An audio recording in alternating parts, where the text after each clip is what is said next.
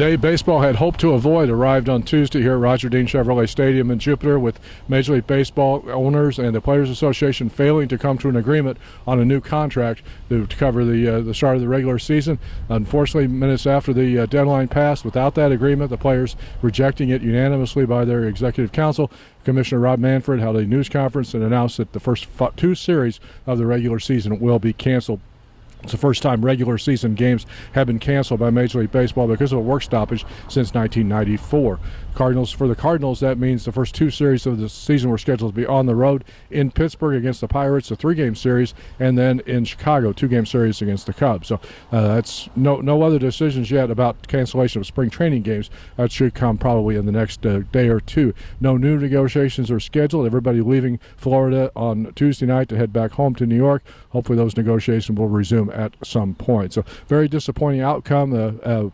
Two sides spent last 9 days trying to work together to get an agreement. Thought on Monday night that they had a shot at it. They stayed out here till about 3 o'clock in the morning trying to negotiate a 17-hour day. Back at it again on Tuesday, but in the end, just the gaps were too great as far as in the competitive balance tax and in the bonus pool money for the second to third year players for the players union to feel like it was a deal that they could accept. So we'll see where we go from here. Both sides, said would need a few days to regroup.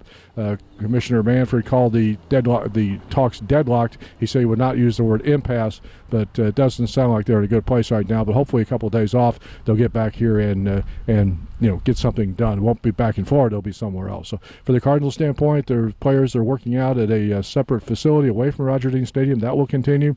Minor league players in camp will get the rest of the minor league camp players officially in camp. That camp scheduled to open on Friday. Rob Raines, STLSportsPage.com.